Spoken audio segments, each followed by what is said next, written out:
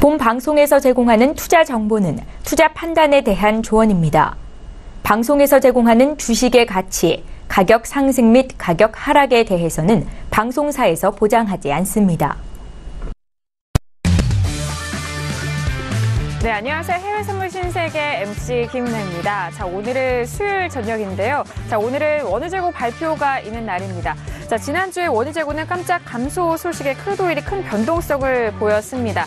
자, 오늘 장에서는 일단은 오늘 새벽 5시 30분에 발표된 API 결과는 530만 배럴 증가하면서 한 주 만에 다시 증가세로 돌아선 상황인데요. 잠시 후에 발표될 EI 쪽에서 원유재고 역시 증가 쪽으로 무게가 실린 가운데 증가 폭이 어느 정도일지도 주목을 해보셔야 될 것 같습니다. 잠시 후 저희와 함께 이 원유재고 발표도 실시간 중계 함께 해보시길 바라겠습니다.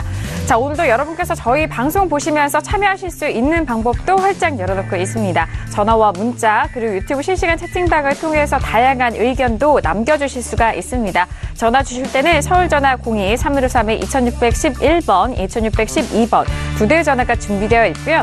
문자 보내실 때는 샵 0082번으로 보내주시면 오늘의 마스터님과 함께 꼼꼼하고 상세한 상담도 도와드리도록 하겠습니다. 자, 그리고 저희 방송을 TV뿐만 아니라 유튜브로도 언제든지 실시간 시청 가능합니다. 유튜브 들어오셔서 서울경제TV를 검색을 하시면 바로 시청도 가능하고요. 그 안에 실시간 채팅방을 통해서 더욱더 편리하고 빠르게 의견 남겨주실 수가 있으니까요. 유튜브도 많이 활용해 보시길 바라겠습니다. 아울러 신세계 일부에서 제공된 정보는요. 투자 판단에 대한 조언입니다. 해당 상품의 가치와 수익률을 보장하지 않는다는 점 유의해 주시길 바라겠고요. 또한 저희 프로그램은 자본시장 통합법을 준수하고 있습니다. 1:1 투자 상담과 유사수신행위, 무인가 영업행위, 불법대여 계좌 홍보 및 가입권유 등 이런 모든 불법 사항에 대해서 엄중하게 금지하고 있다는 점 또한 다시 한번 고지 도와드리도록 하겠습니다.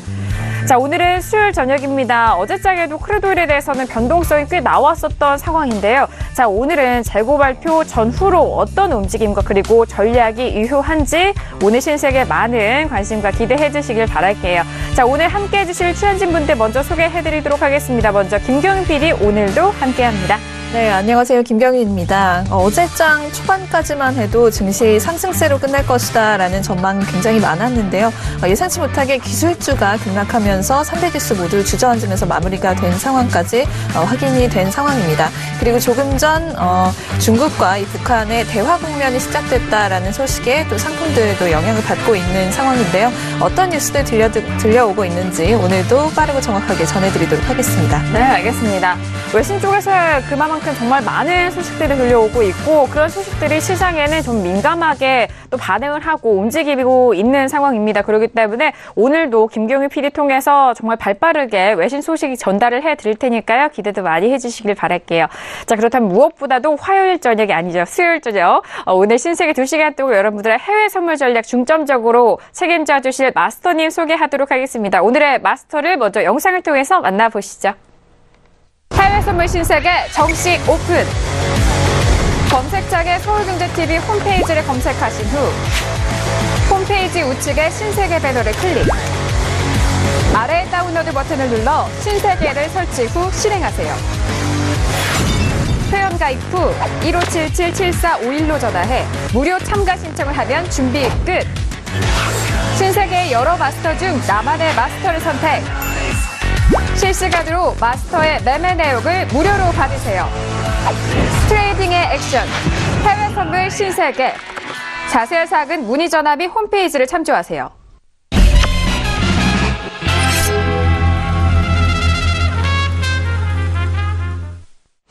네, 오늘 함께할 마스터님은요, LG시스템 마스터님 나오셨습니다. 어서 오세요. 네, 반갑습니다.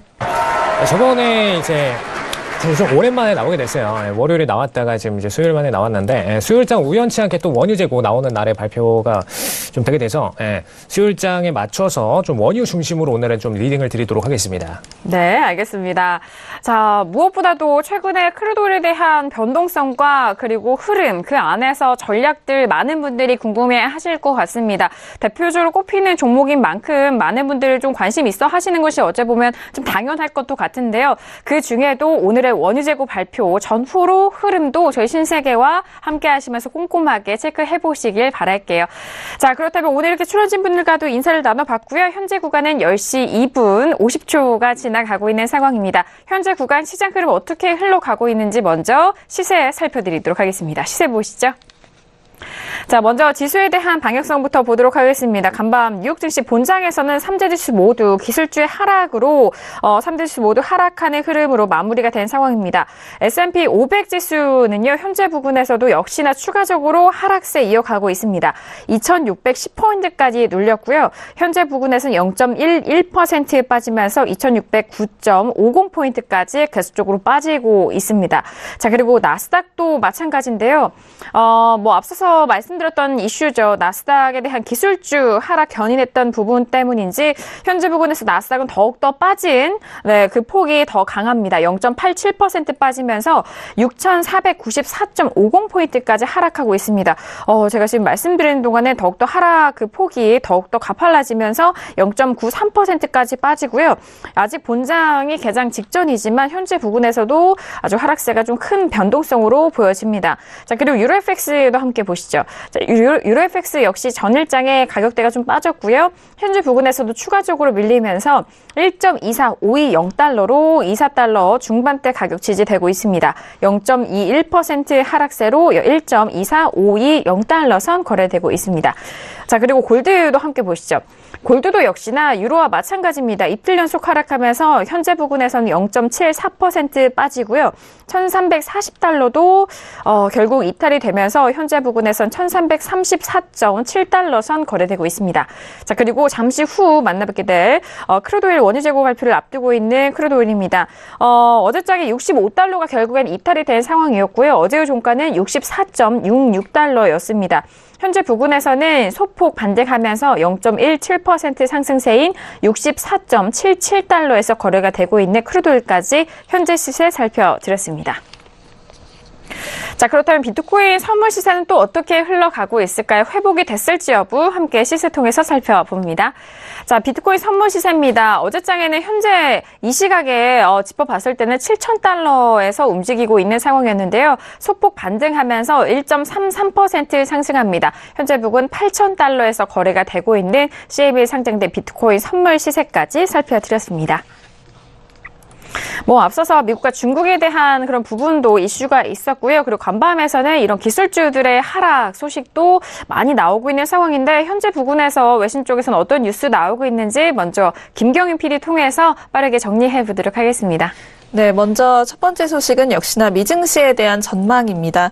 미국 증시 계속해서 좀 하락하고 있는 만큼 이렇게 하락 장세일 때에는 미증시가 앞으로 어떻게 흘러갈 것인가에 대한 다양한 관측이 나오기 마련인데요. CNBC 쪽의 보도에 따르면 미국 증시가 여전히 강세장이다라는 보도 나왔다고 합니다. 페더레이트 인베스터스라고 하는 이 기관 쪽에서는요. 미국 증시가 최근 약세를 보였지만 여전히 강세 장세를 나타낸다라고 평가하고 있다고 합니다. 긍정적인 실적 시즌이라고 표현하기보다는 2011년 이후 최고 실적 장세가 될 것이다 라면서 이런 전망 유지하고 있다고 합니다. 이 부분 증시 이슈에서 조금 더 자세히 전달해 드리도록 하겠고요. 반대로 구겐하임 파트너스 쪽에서는 미국이 기업 부채발 지독한 경기 침체에 빠질 가능성이 있다라고 전망했다고 합니다. 미국이 대기업 부채 수준이 악화하며 경기 침체에 들어설 수 있다는 경고를 보낸 것인데요. 인플레이션과 연방준비제도의 금리 인상은 시장의 다음 침체로 이어질 것이다 라면서 이같이 내다봤다고 합니다. 또한 시장은 잠재적으로 재난을 향한 충돌 과정에 있다며 이 과정은 경기 순환주기 후반에 나타난 강력한 재정 부양책 때문이다라고 주장했다고 합니다. 네, 다음으로는 RBC 캐피털 쪽의 뉴스입니다. 미국의 경기 침체에 멀었다라면서 노동시장 격차가 지지를 해주고 있다라는 의견 내고 있다고 합니다. 우선 컨퍼런스 보드가 매달 발표하는 이 소비자 신뢰지수에 포함된 격차죠. 노동시장 격차에 따르면 향후 1년 내 경기 침체가 도래할 확률은 역대 최저치에 가깝다라고 설명했다고 하는데요. 이 노동시장 격차라는 것은 일자리가 풍부하다라는 응답자의 비율에서 일자리를 찾기 어렵다라는 응답자의 비율을 뺀 값이라고 합니다. 과거 이 경기 침체가 찾아왔던 시기를 보면 노동시장 격차의 급락과 겹치는 경우가 잦았다는 게 RBC 캐피털 쪽의 설명입니다. 네, 다음으로 BBH 쪽에서는 김정은의 방중에 대해서 역시나 희소식이다라고 평가를 하면서도 소식인데요. 엔대비 달러가 현재 105엔대를 유지했다라고 이야기하면서 엔의 급등은 없었다라고 설명하고 있습니다. 하지만 앞으로의 환율 전망에 대해서는 엔고를 전망하는 사람들이 점점 늘어나고 있다라는 소식인데요. 엔대비 달러가 90엔대에 들어설 것이다라는 전망도 있다고 합니다. 미즈은행 쪽에서는 올해 상반기에 90엔대에 돌입할 가능성도 있다라고 이야기했다고 하고요. 이에 대한 이유라고 한다면 미국의 보호주의가 엔화 강세를 부추길 가장 큰 요인이 될 것이다라고 꼽았다고 합니다. 아무래도 미국이 자국 산업을 보호하기 위해서는 수출 기업에 유리한 이 달러 약세를 지향할 수밖에 없을 것이다라는 분석 때문이라고 합니다. 네, 다음으로 어제자 나왔던 소식이죠. API의 미국 원유 재고가 530만 배럴 증가했다라는 소식과 함께 WTI가 시간외에서 추가 하락을 이뤄냈다라는 소식입니다. 네, 다음으로 월스트리트저널 쪽의 보도입니다. 무역 전쟁으로 인해서 원자재 매수 호기가 올 수 있다라는 분석 내놨다고 하는데요. 무역 전쟁 충격에 중국이 경기 부양으로 대응한다면 처음에 하락했던 원자재 가격이 반등할 것이다라는 전망 내놨다고 합니다. 다음 ECB 소식입니다. ECB 정책위원이 자산 매입을 연장할 것이냐는 질문에 두고 볼 것이다라고 이야기를 하면서 가타부타 딱히 이야기를 하지 않았다라는 소식도 들려왔습니다. 다음으로 개별 종목 이슈입니다. 오라클이 자바 저작권 분쟁에서 승리했다라는 소식 들려오면서 구글과의 해묵은 분쟁이 일단락됐다라는 소식입니다. 월스트리트저널 쪽의 보도인데요. 미국의 연방 항소법원이 구글이 안드로이드 스마트폰 운영체제를 만들면서 오라클의 자바 프로그래밍 기술을 무단으로 사용한 것이 불공정한 저작권 침해라는 판결이 내려졌다고 합니다. 네, 다음으로 연일 하락하던 지이 주가가 모처럼 큰 폭으로 상승해줬다라는 소식이 들려오면서 왜 이런 일이 일어났는가 하는 배경에 관심이 모아지고 있다고 합니다. 여기에 대해서 지금 워렌 버핏의 영향이 아니겠느냐라는 추측이 나오고 있다고 하는데요. 버핏이 올해 초 지이 가치가 합당하다고 판단되면 투자를 고려할 것이다 라고 말했음을 상기하면서 버핏발 강세로 진단하고 있다고 합니다. 네, 마지막 소식은 테슬라 관련 소식입니다. 테슬라가 B3로 신용등급이 강등됐다라는 소식과 함께 4개월 내 파산할 것이다라는 전망도 나오고 있다고 합니다.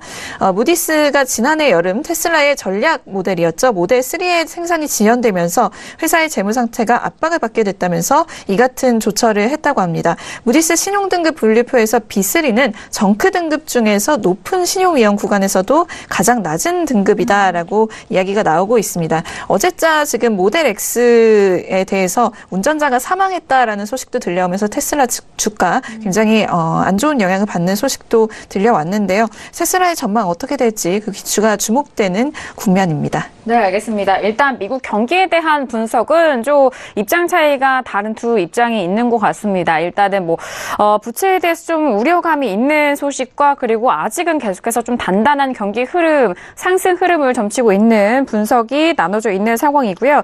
자, 그리고 ECB 역시나 어제장에도 김경윤 PD 통해서 전달을 들었지만 자산 매입 연장에 대한 질문에 계속적으로 똑부러지는 그런 대답을 하지 않고 있는 상황인 것 같습니다. 자, 그리고 G2 소식도 이전에 함께 전달을 해드렸는데 워낙 많이 빠진 주가에서 오늘장에 많이 올라와주는 반등하는 흐름 또한 좀 챙겨볼 수가 있었는데요. 거기 테슬라 소식은 좀 좋지 않은 악재 계속해서 이어지면서 일단 기업에 대한 악재 부분 확인을 해드렸습니다. 자, 이렇게 현재 부분에서 외신 쪽의 뉴스 먼저 김경윤 PD 통해서 정리를 해드렸고요. 자, 오늘 에이지시스템 마스터님과는 어떤 이슈를 다루게 될까요? 오늘의 퓨처스 이슈 토크 먼저 이슈 화면 통해서 확인합니다. 네, 오늘의 퓨처스 이슈 토크입니다. 먼저 첫 번째 이슈는 S&P 500 6월물입니다.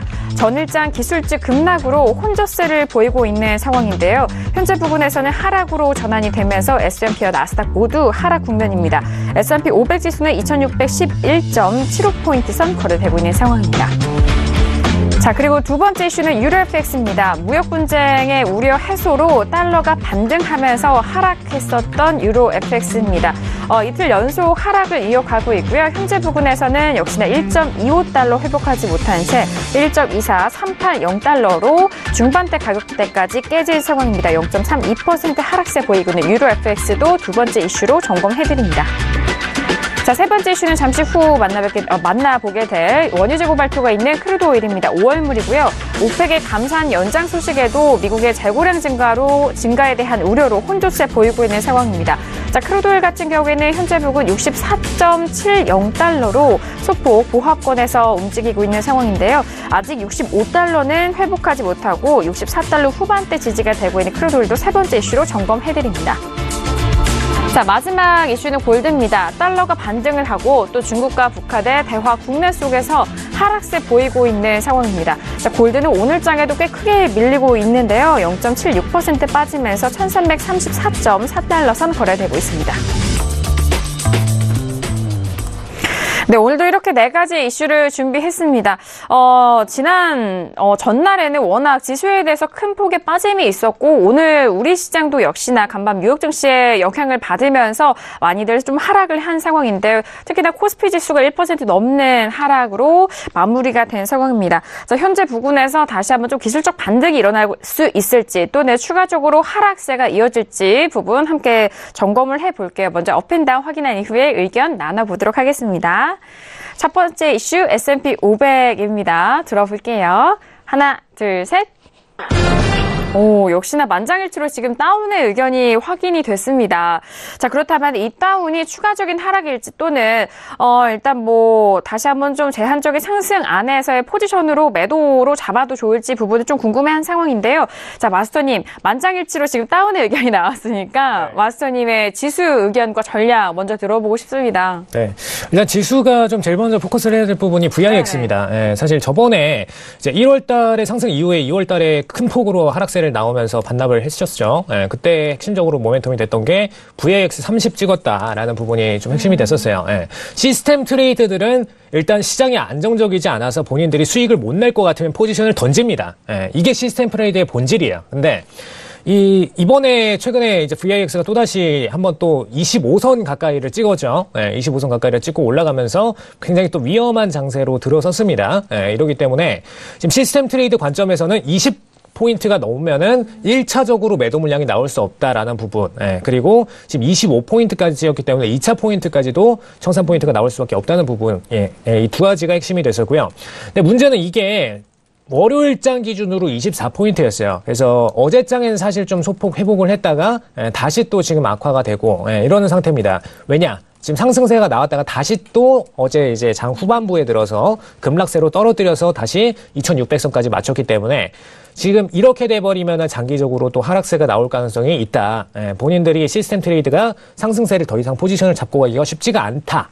이렇게 VIX 상으로 나오는 부분이기 때문에 이 청산 물량만으로도 현재까지 좀 밀렸던 부분이고요. 앞으로 이제 시스템 트레이드들이 지금 VIX가 안정되면서 매도 추세로 아예 접어들 경우에는 이제 매도 포지션의 신규 진입으로 들어가 버릴 수가 있습니다. 현물에서는 공매도가 되겠죠. 현물에서는 공매도가 들어갈 수 있고, 그리고 선물에서는 그냥 선매도로 진입을 포지션을 전환을 들어갈 수 있기 때문에 이런 포지션 기준으로 볼 때 지금 현재 2600선 기준으로 약지지가 계속 있어요. 2600선 기준 약지지가 있는데 이 선만 뚫리게 되면은 또다시 신저가 도달입니다. 신저가 들어가는 포지션 딱 나올 때 VIX까지 낮아지면은 이 친구들은 VIX가 낮은 상태에서 매도 추세가 나오고 있네? 그럼 매도 포지션으로 그냥 아예 전환을 들어가는 겁니다. 본인 포지션들도 다 청산을 하고 신규로 매도로 들어가는 거죠. 그렇게 돼버리면 아예 추세가 매도로 잡혀버릴 수가 있다. 잘못하면은. 그래서 그 부분으로 인해서 일단 매도 사인 들어드렸고요. 아직까지 2600선이 무너진 건 아니에요.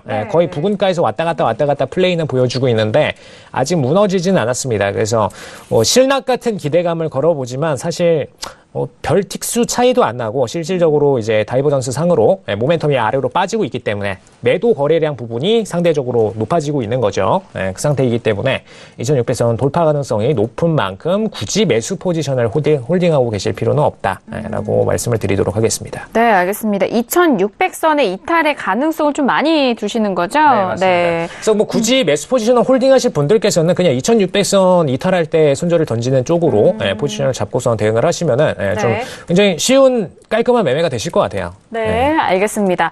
일단 현재 부근에서는 2600선은 지지가 되고 있습니다. 2611포인트, 10포인트까지 지금 눌리고 있는 상황인데요. 자, 오늘장뿐만이 아니라 어제장도 그렇고요. 한 3일 연속 이 2600선에 대한 시도는 계속해서 일어났었고, 하지만 종가상으로는 완벽하게 마무리가 되지 않았고, 현재 부근에서도 여전히 2600선에 대한 이탈 가능성이 많은 상황입니다. 그렇기 때문에 현재 부근에서요, 매수로 들고 계신 포지션을 보유하고 계신 분에 대해서는 2600선 이탈 시에 손절 라인을 잡고 좀 대응을 해보시길 바라겠고요. 2600선이 이탈될 깨질 가능성이 좀 많은 만큼 매도적으로 다운의 의견 드린다는 점 다시 한번 정리해드리도록 하겠습니다.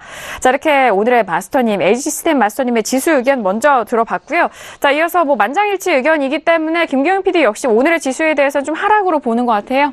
네, 우선 외신 쪽에서는 여전히 불마켓 장세는 여전하다라고 보는 애널리스트들이 더 많다고 보시면 될 것 같습니다. 하지만 현재까지는 상승세로 전환할 만한 딱히 큰 뉴스는 없다라고 보고 있는데요. 우선적으로 지금 변동성 심화에도 불마켓 장세는 여전하며 증시는 더욱 상승할 것이다라는 CNBC 쪽의 보도 나온 상황입니다. 조금 전에 오프닝 이슈에서도 전달해드렸듯이 이쪽에서는 지금 단순히 좋은 실적 시즌으로 향하고 있는 게 아니라 2011년 이후 최고라고 할 수 있을 정도로 그런 정말로 좋은 실적 시즌으로 향하고 있다라고 이야기하고 있기 때문인데요. 그러면서 2018년 실적 성장세 전망이 매 분기마다 좋아질 것이며 기술주 하락에도 불구하고 시장 랠리를 예상하고 있다라고 덧붙이고 있다고 합니다. 시장이 이 시점에서 나가 떨어질 것이다라고 생각하지는 않는다면서 이제는 새로운 섹터가 랠리를 펼칠 차례인데 이는 아마도 금융 섹터가 될 것이다라는 전망 내놓고 있다고 합니다. 그래서 1분기 같은 경우에는 11개 섹터 모두 실적 성장세가 긍정적일 것이다라는 전망 나오고 있는 상황인데요. 그중에서도 7개 섹터 정도는 두 자릿수의 성장률을 보일 것이다라는 굉장히 긍정적인 전망 내놓고 있다고 합니다. 하지만 어제장의 모습을 좀 다시금 보시면 지금 현재 긍정적인 상황은 아닌데요. 우선 어제장에도 증시가 좀 하락을 하면서 투자자들 사이에서 패닉이 유발됐다라고 외신에서 보고 있습니다. 일단 애플과 아마존이 하락하면서 나스닥이 2.9% 하락을 했고요. S&P 500도 1.7% 하락하는 가운데 기술 섹터는 3.5%가량이나 하락했습니다. 이는 지난 2월 8일 급락 이후 최악의 날이다라고까지 꼽힐 정도로 하락폭이 좀 깊었는데요. 다우 같은 경우도 344.89포인트 하락하면서 다시금 조정 테리토리에 들어갔다라는 분석입니다. 또 페이스북 같은 경우에도 어제도 전달해드렸지만 어제장에서는 또 페이스북에 대한 이 영국 의회 조사도 있었죠. 데이터 스캔들 여파 계속해서 이어지면서 하락했고요. 엔비디아 역시 이 자율주행 자동차에 대한 잡음이 끊임없이 나오면서 이런 발표로 인해서 하락이 이어졌다라는 소식입니다. 또 다른 빵주 역시 급락세를 보였다라고 얘기하면서 넷플릭스는 6%, 또 구글의 모기업이죠. 알파벳 같은 경우에는 4.5%나 하락했다라는 소식도 전해졌습니다. 여기에 대해서 UBS 쪽에서는 어제는 나스닥의 날이었다라는 분석을 내놓으면서 하지만 이런 매도세를 역시나 저점 매수의 기회로 활용해야 한다라는 분석 내놓고 있다고 합니다. 그러면서 기술주들의 이런 비즈니스 모델 관련된 우려로 이런 우려가 있기는 하지만 이런 부분이 시장에 장기적인 영향을 미치진 않을 것이다라는 이야기하고 있다고 합니다. 또 뱅크 오브 아메리카 쪽에서는 이런 상황에서 우려를 하는 것은 아마 당연한 일일 것이다라고 하면서도 기업 이익과 기준금리, 달러의 세 가지 측면이 안정적으로 유지된다면 더 큰 문제를 예상하지는 않는다라는 전망을 내놓고 있다고 합니다. 만약에 이런 세 측면이 좀 변화하는 때가 있다면 그때 가서 좀 전망을 바꿀 것인데 지금은 아니다라는 이야기를 하고 있는 것인데요. 펀더멘털이 좀 강세로 유지가 된다면 약간의 변동성은 괜찮다라는 의미로 해석을 할 수가 있겠습니다. 세제 개편이나 규제 완화 같은 긍정적인 자극책들이 이 관세 정책 시행으로 얻는 이득의 20배 정도의 이득이 될 것이다라는 전망도 함께 내놓고 있다고 하고요. 또 JP모건 쪽에서도 비슷한 의견을 내놓고 있습니다. 투자자들이 현재 좀 과민 반응을 하고 있다라면서 앞으로 빅 랠리, 정말 큰 랠리가 앞두고 있는 상황이기 때문에 역시나 저점 매수를 해야 한다라는 의견 내놓고 있고요. 밸류에이션과 펀더멘털 개선세를 생각할 때 2018년 말까지 S&P 500은 3,000까지 그러니까 현재 레벨부터 한 13% 정도 상승할 여력이 있다라고 보고 있습니다. 그러면서 JP모건 쪽에서는 시장은 연이은 부정적 내러티브, 즉 인플레이션 우려나 장기금리 상승, 매파적 연준 그리고 부채 증가 이런 것들로 인해서 현재 좀 과민 반응하고 있으며 우리는 다시금 강한 펀더멘털이 주목받을 것이라고 보고 있다라는 의견 내놓고 있다고 합니다. 하지만 이러한 지금 의견 같은 경우에는 실적 시즌이 좀 시작이 되고 굵직한 기업들이 좀 괜찮은 실적을 눈앞에 보여줘야 본격적으로 시작이 되지 않을까라고 보고 있기 때문에 현재의 하락세 오늘까지도 좀 이어질 가능성이 높다라고 보고 있습니다. 네, 알겠습니다. 자, 일단 뭐 그런 것 같습니다. 외신 쪽에서는 부정적 내러티브 우려가 좀 과하다. 현재 부분에서 시장을 분석하는 그 체감이 조금은 과하지 않나라는 부분을 지적을 하고 있는 것 같고, 앞으로의 상승 랠리는 조금 더 남아있는 상황이다라는 그런 의견을 내놓고 있는 것 같습니다. 뭐 워낙 전일장에 뭐 기술주 위주로 많이 하락을 했었던 뭐 지수였기 때문에 그 안에 종목들을 현재 부분에서는 저점 매수 기회로 나아갈 수 있는 부분을 다시 한번 외신 쪽에서 분석을 내놓고 있네요. 자, 이렇게 뭐 S&P 500에 대해서 모두 다운의 만장일치 의견 먼저 전달을 해드렸고요. 자, 여기서 두 번째 이슈로 바로 넘어가 보도록 하겠습니다. 두 번째 이슈는 유로 FX입니다. 자, 어제장에 뭐 골드와 마찬가지로 유로 FX 최근에 뭐 같은 흐름 보여주고 있는 상황인데요. 자, 어제장에도 그렇고 연일 계속적으로 빠지고 있는 상황입니다. 현재 가격대 다시 한번 좀 살펴드리자면요. 현재 유로 FX는 1.24310달러로 1.24달러 초반대 가격 지지가 되고 있는 상황입니다. 먼저 업앤다운 확인한 이후에 다시 한번 유로 FX 의견 나눠볼게요. 자, 두 번째 이슈 유로 FX입니다. 준비되셨죠? 들어볼게요. 하나, 둘, 셋. 오, 네, 역시나 두 번째 이슈도 마찬가지로 네, 만장일치 다운의 의견이 확인이 된 상황입니다. 확인이 됐고요. 자, 일단 유로 FX도 지금 이틀 연속 하락을 하고 있는 상황이고 1.25달러를 소폭 돌파는 했지만 그 이후에는 지지가 되고 있지 않은 상황입니다. 자, 마스터님 뭐 달러 인덱스와 비교해서 유로 FX 최근에 많이들 좀 보고 계시는데, 자, 오늘 이 다운 의견은 포지션으로도 연결이 되는 걸까요? 지금 다운이는 네. 사실 포지션으로 연결하기에는 좀 이르지 않나라는 부분입니다. 그래요? 예. 네. 일단 제가 좀 달러 인덱스 차트부터 좀 네. 켜드리면서 말씀을 드릴게요. 이쪽에 달러 인덱스가 지금 안 들어있네요. 네. 지금 유로F 기준으로 좀 말씀을 드리겠습니다. 달러 인덱스가 사실 뭐 180도 전환 차트니까요. 이 기준으로 좀 보여드리자면은, 네.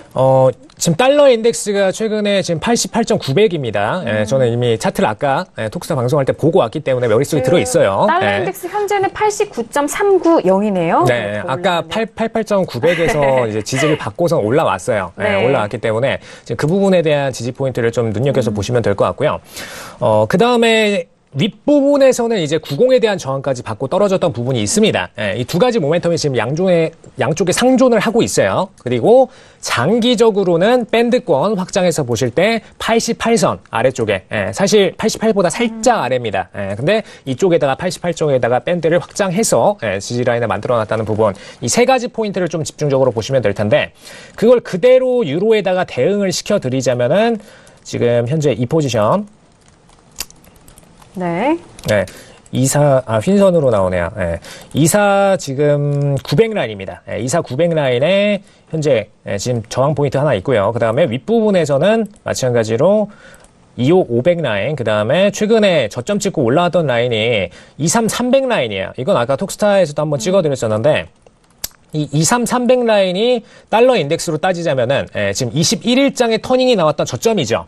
이 포인트가 달러 인덱스 기준으로 90 라인이랑 똑같다라고 생각을 하시면 될 것 같습니다. 그래서 지금 이 구간까지는 일단 달러 인덱스가 상승을 보여주려는 모습을 보여주고 있는데, 문제가 지금 유로로 볼 때는 하락 추세가 계속 나와주고 있어요. 계속 나와주고 있는데 1차 지지선이 한 번 있습니다. 1차 지지선이 이제 이쪽 아래쪽에 보시면은 2400 라인, 24,000 라인, 24,000 라인에 강지지선이 하나 있고요. 이 라인에서 지금 저항을 받고선 약반등을 보일 가능성이 있습니다. 그래서 이 라인만 좀 조심하시면 될 것 같고요. 네. 아래쪽으로 더 내려가면은 사실 아까 말씀드렸던 23,300 라인, 이 두 라인에서 1차, 2차 지지 라인이 있다라고 보시면 될 것 같습니다. 그래서 하락세가 지속이 되더라도 사실 지지 라인들이 아래 좀 깔려 있는 상태니까요. 왜냐? 달러 인덱스 기준으로 지금 FOMC가 계속해서 인플레이션을 확장을 하겠다.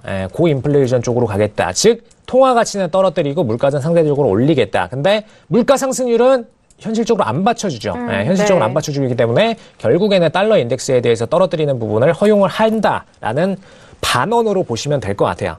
이 파월 의장의 지금 발언을 상대적으로 지금 물가는 움직일 수 없는 상태. 그럼 결국에는 통화를 가지고 움직여서 이 물가 상승의 인플레이션을 맞추겠구나. 이렇게 보시면 될 것 같습니다. 네, 알겠습니다. 그래서 그 부분으로 핵심적으로 분석을 하시면 될 것 같고, 네. 그래서 구간은 열려 있지만 사실상 장기적으로는 또다시 하방으로 밀어낼 모멘텀들이 있기 때문에 지지선을 잘 보셔서 캐칭을 하셔라. 24,000 라인, 지금 23,300 라인 두 라인.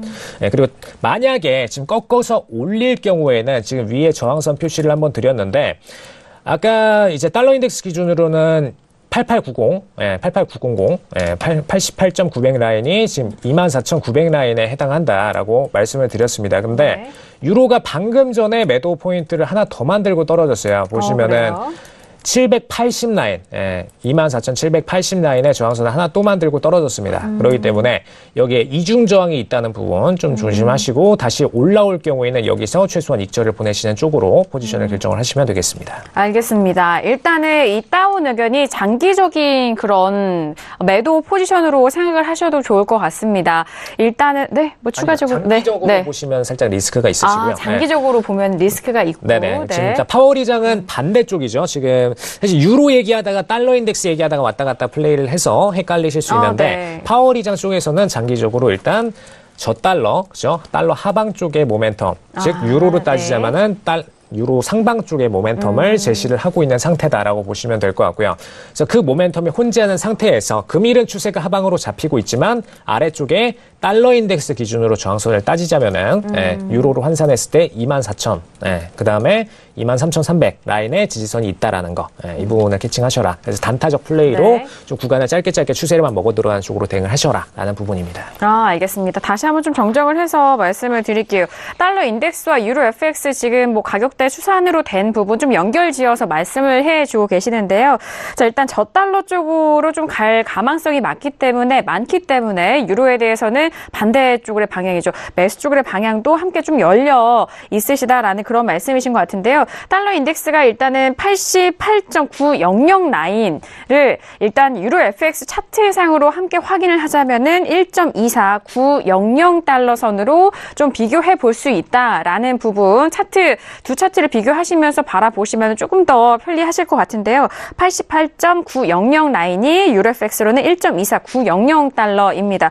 자, 일단 오늘장에도 이 저항선이 한번 좀 그려졌는데 1.24780 달러를 맞고 좀 떨어지는 부분에 있어서 올라갈 시에 또 손절을 좀 잡아보시길 바라겠고요. 하방 쪽으로에 대한 저항선도 짚어드렸습니다. 일단 상방 쪽이 아니고 하방 쪽으로 떨어졌을 때는 1.24931 그 아래는 1.23309 달러까지도 좀 열려 있는 부분 좀 짧게 이 구간들로 가져가시면서 전략 세워드렸으니까요. 참고해 보시길 바라겠습니다. 자, 그럼 이어서 김경영 PD의 다운 의견도 추가적으로 들어볼까요? 네, 우선 유로에 대해서는 딱히 현재 상승 모멘텀을 찾을 수가 없다라는 게 외신들의 의견입니다. 그리고 달러가 현재 회복세를 보여주고 있기 때문에 유로는 그만큼 좀 오늘장에서 눌릴 수밖에 없다라고 보고 있는데요. 그에 대해서 지금 좀 유로를 상승세로 이끌 만한 새로운 요인을 투자자들이 기다리고 있다라고 외신에선 보고 있습니다. 예를 들면 뭐 ECB 쪽에서 예상보다 테이퍼링을 빠르게 진행한다거나 뭐 이런 뉴스가 좀 나와줘야 유로가 상승할 수 있지 않을까라고 보고 있는 것인데요. ING 쪽에서는 여전히 리스크는 많이 남아있고 시장은 유로와 같은 통화가 상승할 수 있는 모멘텀이 필요하다라면서 현재 시점에서 우려의 조짐이 보이고 있다라는 의견 내놓고 있습니다. 우선 어제 이제 오스트리아 국립은행장이죠. 이왈드 노월트니라고 하는 이 ECB 인사가 ECB가 이번 여름쯤에 채권 매입을 줄일 것이다라고 결정할 것이다라는 발언했다고 합니다.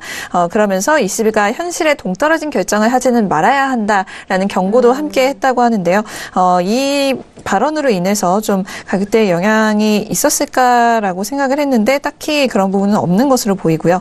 오늘 달러 같은 경우에는 미중 간의 협상이 합의점을 찾고 있으며 이 부분이 완전한 무역 전쟁으로 발전하지는 않을 것이다라는 희망이 계속되면서 좀 회복세를 보이고 있다라는 소식입니다. 하지만 이 부분 아직 완전히 끝난 것은 아니다라고 보고 있는데요. 지금 트럼프 대통령 그리고 독일의 메르켈 총리가 중국의 지적재산권 침해에 대해서 연대해서 대응하는 것을 논의했다라는 뉴스가 나오면서 무역 분쟁 둘러싼 긴장감 여전히 좀 존재하고 있다라는 분석입니다. 미즈호 시큐리티 쪽에서는 하지만 증시가 하락하면서 달러 역시 투자자들이 끌어들이는 능력을 잃었다라는 분석 내놓으면서 유로에 대한 그만큼 좀 상승 관점 유지하고 있다라는 점도 전달해 드리도록 하겠고요. 여기에 대해서 지금 최근에 유로가 좀 힘을 못 쓰고 있는 상황에 대해서 다른 기관 쪽에서는 어떻게 보고 있는가 이런 기사도 나와 있는데요. BNG 쪽에서는 지난번 이제 상승하고 나서 유로가 다시 1.24 라인까지 하락을 했는데 올해부터 현재까지는 1.25 라인을 돌파하고 상승하는 데 실패한 상황이다라면서 이 레벨에서 어느 정도의 차익 실현이 이뤄졌음을 추측할 수 있다라는 의견 내놨다고 합니다. 하지만 장기적으로 봤을 때는 여전히 매수 관점 유지하고 있다고 하는데요. 또 다른 기관 쪽에서는 유로는 현재 구간을 좀 견고히 하고 있지만 유로에 대한 인내심은 결국 좀 크게 보상받을 것이다라는 관점 내놓고 있다고 합니다. 여전히 이러한 불확실성의 시기에 금융시장에서의 잠재력을 갖고 있다라고 보는 것인데요. 유로의 상승세에 앞으로 좀 대적할 만한 통화는 파운드와 그리고 크로네 정도가 될 것이다라는 전망 내놨다고 합니다. 또 ECB 역시 좀 중요한 역할을 할 것이다라고 보고 있는데요. ECB의 통화정책 변경이 최근 좀 눈에 띄게 예측 가능하다라는 점은 누구나 알고 있는 사실이기 때문에 이로 인해서 유로에 대한 좀 변동성은 상대적으로 사라진 상황이다라고 보고 있다고 합니다. 그리고 기술적으로 볼 때 좀 우려할 만한 상황이라면 유로의 현재 좀 낮은 변동성은 곧 끝날 우려가 있다라고 보고 있다고 하는데요. 유로가 지금 1.25레벨 돌파하려는 네 번째 시도를 하게 되면 급등할 가능성이 높은데 이러한 급등을 하게 되면 그 이후에는 이제 통화정책 향방을 둘러싸고 어느 정도의 불확실성이 생길 것이기 때문에 그 이후에는 조금 예측이 힘들 것이다라고 보고 있는 것이죠. 지금 TWP라는 기관 쪽에서는 단기적 상승이라고 한다면 현재가인 1.24 라인부터 전고점인 1.2540까지다라는 분석 내놓고 있다고 합니다. 네, 알겠습니다. 증시가 하락하면서 달러 역시도 투자자들에게 좀 메리트가 떨어진 상황이고요. 일단 ECB 쪽에서는 여름쯤 채권 매입에 대한 축소를 결정할 것이다라는 그런 좀 예측을 내놓고 있는 상황입니다. 그리고 유로 상승에 대한 부분은 새로운 모멘텀을 기다리고 있는 상황이 아닌가라는 분석까지 유로 FX 외신 쪽의 의견 들어봤습니다. 자, 이렇게 두 번째 이슈였죠. 유로 FX까지 현재 구간에서 전략과 그리고 시황 함께 전달을 해드렸고요. 자, 벌써 시간 34분 지나가면서 오늘의 수요일장 뉴욕 증시가 개장이 된 상황입니다. 자, 개장과 함께 지수와 그리고 다른 상품군들의 시세는 어떻게 흘러가고 있는지 현재 시세 다시 한번 살펴드리도록 하겠습니다. 개장 시세 살펴보시죠. 자, 일단 오늘의 뉴욕 증시가 개장이 됐습니다. 개장과 함께 지수 먼저 방향성 다시 한번 살펴볼게요. 지수는 개장 전에 하락으로 이어갔습니다만 현재 부근에서는 상승으로 전환이 되면서 0.27%까지 다시 반등합니다. 2619.50포인트까지 반등하면서 0.25% 상승세 보이고 있고요. 자, 그리고 나스닥은 어떨까요? 나스닥은 워낙 하락폭이 깊었고 그리고 지수에 대한 하락 요인이 나스닥에 좀 집중되어 있는 탓인지 현재 부근에서는 빠르게 회복은 하지는 못하고 있습니다. 0.47% 하락세고요. 6,516포인트 선 움직이고 있습니다.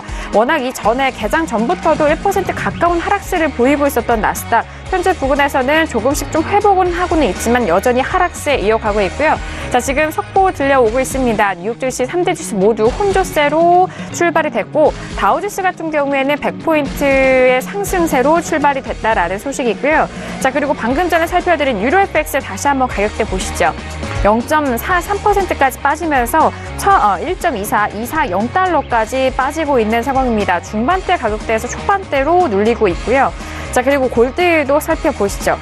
골드도 하락폭이 더욱더 깊습니다. 0.93% 빠진 1337.9달러 선입니다. 40달러가 이탈이 된 상황이고요. 골드 같은 경우에는 2월물로 확인이 되고 있습니다. 1338달러 선에서 거래가 되고 있는 골드까지 보셨고요. 자, 그리고 크루드오일 함께 보시죠. 이제 잠시 후 1시간 후에 원유재고 발표가 있습니다. 일단 크루드오일 같은 경우는 65달러 깨진 이후에 64달러 후반에서 움직이고 있었습니다만 현재 부근에서는 중반대 가격대까지 조정받고 있습니다. 64.57달러로 0.14% 약보합권 유지가 되고 있는 상황.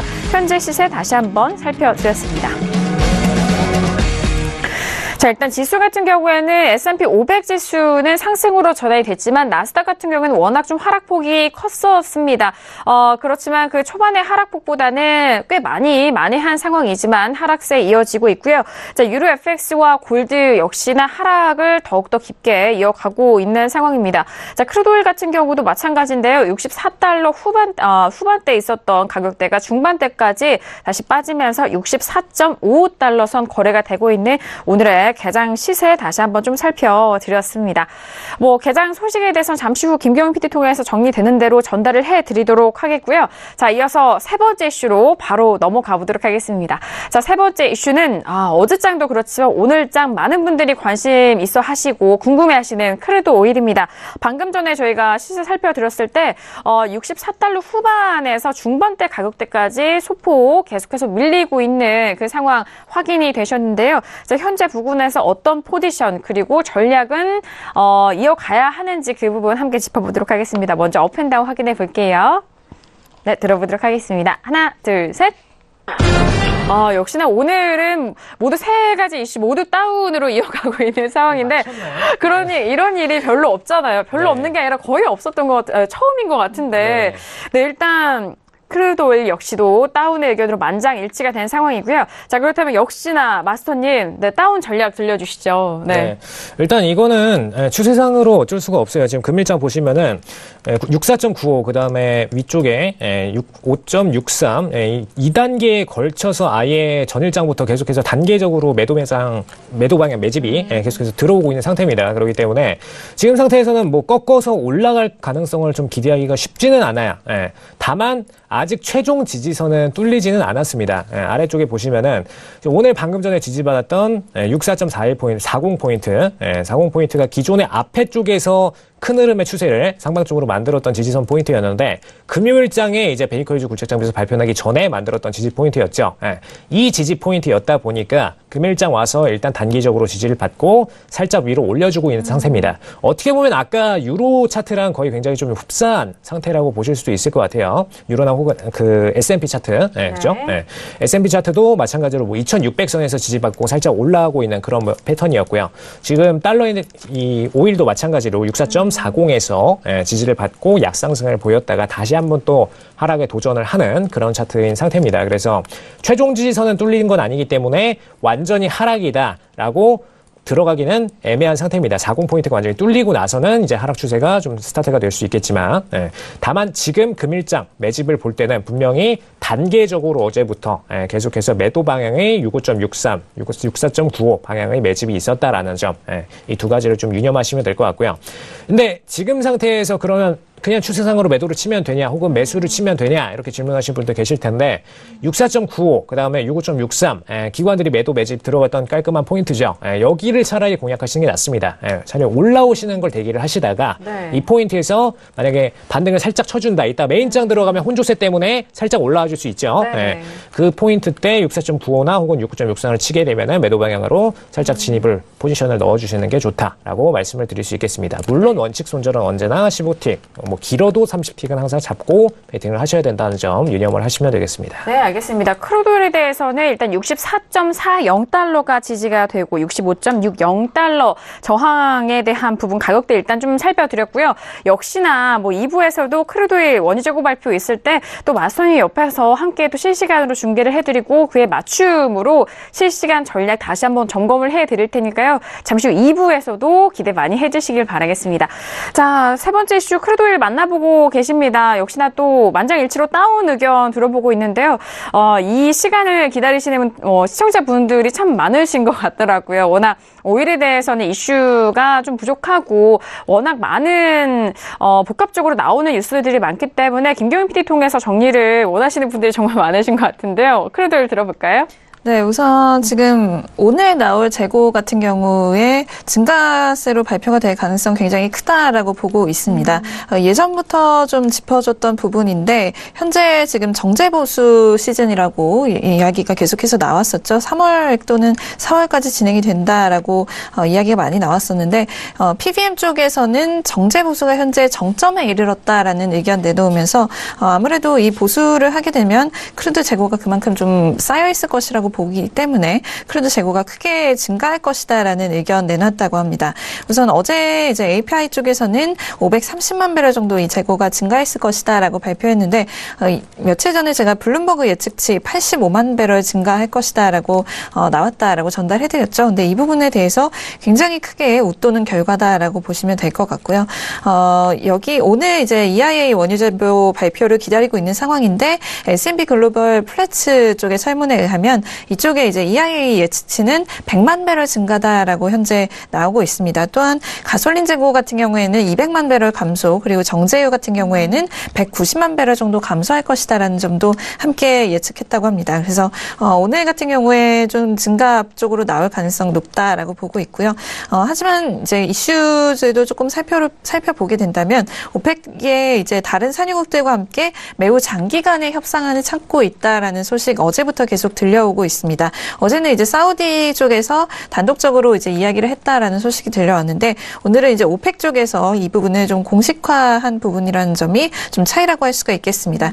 오펙의 박힌도가 이 사우디와 이 비오펙의 러시아가 또 글로벌 크루드 공급량을 최대 20년간 컨트롤할 수 있게 하는 협의에 돌입했다라는 이야기했다고 합니다. 현재 감산 협의가 연장돼서 진행 중이긴 하지만 10년에서 20년짜리 이렇게 정말 긴 협의를 한 적은 뭐 전례가 없다라고 보고 있고요. 박힌도 쪽에서는 지난 11월 24개 국가가 감산 협의에 동의를 했으며 6개국이 지금 더 동참해서 단합력을 보여줄 것이다라는 발언했다고 합니다. 또 이라크 석유장관 쪽에서는 몇몇 산유국들은 지금 현재 6개월 연장을 제한한 상황이다라고 이야기를 하면서 이 국가들이 어딘지는 아직 밝히지 않은 상황이다라고 하고 있고요. 또 2018년 이후까지 협의를 연장하는 부분에 대해서는 올해 말 회담에서 정확히 결정될 전망이다라고 외신에서 보고 있는데 조금 전에 나온 이제 로이터발 속보에 따르면 2018년 동안은 현 상태를 유지할 것이다라는 측근의 발언이 있었다라는 속보도 들려왔습니다. 그래서 현재 이 감산 협의로 인해서 이 라이벌 셰일을 말하는 것이겠죠. 이 셰일 쪽의 생산량이 늘어날 것이다라는 우려가 있음에도 불구하고 오펙과 동맹국들은 2018년 남은 기간 동안 현재 수준의 이 감산 협의를 계속 유지하는 데 동의했다라는 보도 현재까지도 들려오고 있는 상황이라는 점 전달드리도록 하겠습니다. 네, 알겠습니다. 일단 사우디와 러시아가 20년간 최대로 이어갈 수 있는 협의에 돌입했다라는 소식이 정말 새로운 것 같습니다. 일단 비오펙과 오펙 간의 이런 20년간의 합의가 일어날 수 있을지 그 부분도 너무 궁금한 상황이긴 한데 마스터님 이 소식 들으셨잖아요. 일단 네. 어떻게 보시나요? 사실 합의가 일어나기 좀 상당히 어렵다고 보여집니다. 네. 네, 왜냐하면은 일단 푸틴도 그렇고 지금 뭐 트럼프도 그렇고 실질적으로 이제 생산량 부분을 공격적으로 이제 늘려갈 생각에 위치해 있고 물론 푸틴 대비해서는 트럼프가 좀 더 공격적입니다. 그런데 네. 실질적으로 이 부분이 협상이 나더라도 지금 트럼프는 당장 현금을 챙겨야 되는 부분이 좀 강하기 때문에 생산량 부분을 줄일 수도 없어요. 그리고 최근에 이제 베네수엘라나 이런 친구들이 이제 암호화폐까지도 내놓으면서 오일을 이용을 하고 있죠. 오일 이용해서 좀 핵심적으로 생산량을 높이기 위해 노력하고 있는 만큼 사실상 비오펙 산유국들 이 친구들이 단합하기는 굉장히 어렵습니다. 그래서 네. 종합적으로는 일치하기는 어렵다. 결국에는 일단 총 공급량은 증가를 하는 상태이기 때문에 이 친구들이 뭐 의견이 합쳐지든 안 합쳐지든 시장에서는 가격이 단기적으로 떨어졌다 상승의 모멘텀을 받을 수밖에 없다. 종합적으로 그렇게 드리도록 하겠습니다. 떨어지는 모멘텀이요? 네, 중간에 네. 떨어졌다가 상승하는 모멘텀을 계속 큰 흐름상으로 반복할 수밖에 없다. 네. 사실 저는 이제 ETN 기준으로는 뭐 한 거의 2년 전부터 계속해서 그냥 매수로 포지션을 잡아 놓으셔라. 네. 이렇게 말씀을 드리는데 선물은 웬만한 분들이 다 단타 트레이딩으로 2주 안에 포지션을 맞아요. 청산하는 플레이를 하시기 때문에 중간중간에 매도 포지션은 떨어졌다 올라가시는 부분에 대해서는 매도 사인을 오늘처럼 들어드릴 수밖에 없어요.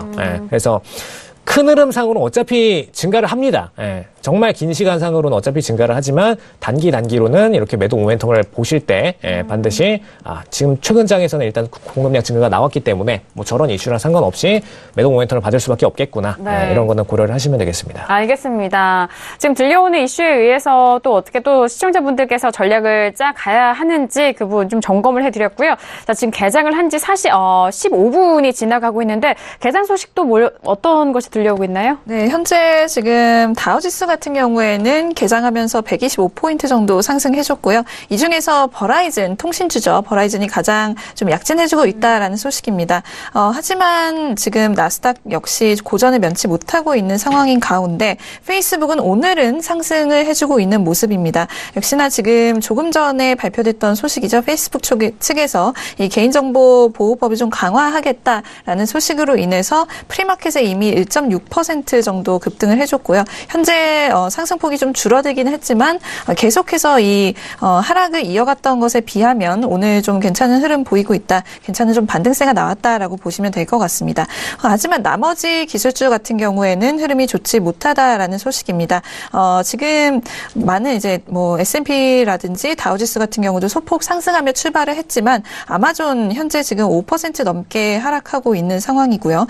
다른 이제 나스닥 같은 경우도 현재 0.85% 정도 하락하고 있는 상황입니다. 그래서 페이스북은 현재 이 파란 영역에서 좀 벗어났다라고 보고 있지만 나머지 기술주들의 흐름 역시나 아직까지는 좋지 못하다라고 보고 있습니다. 네, 알겠습니다. 페이스북에 대한 소식은 오랜만에 긍정적이라고는 해야 될까요? 이런 소식이 들려오면서 다시 좀 회복이 되고 있는 상황인 것 같은데요. 워낙 이전에 계속적인 악재로 주가가 뚝뚝 떨어지고 있어서 페이스북에 대한 부분의 오늘장 좀 두드러지는 것 같습니다.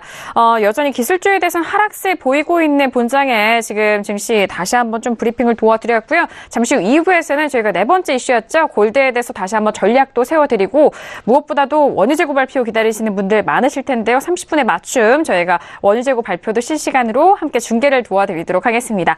자, 저희 신세계 1부 에이지시스템 마스터님과 함께 하고 있습니다. 말씀드린 내용은요. 투자 판단에 대한 조언이고요. 해당 상품의 가치와 수익률을 보장하지 않습니다. 또한 저희 프로그램은 자본시장 통합법을 준수하고 있다는 점 다시 한번 고지 말씀 도와드리도록 하겠습니다.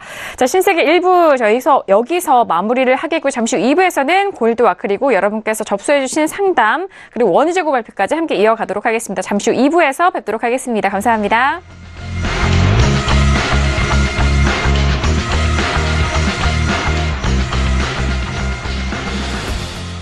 본 방송에서 제공하는 투자 정보는 투자 판단에 대한 조언입니다. 방송에서 제공하는 주식의 가치, 가격 상승 및 가격 하락에 대해서는 방송사에서 보장하지 않습니다.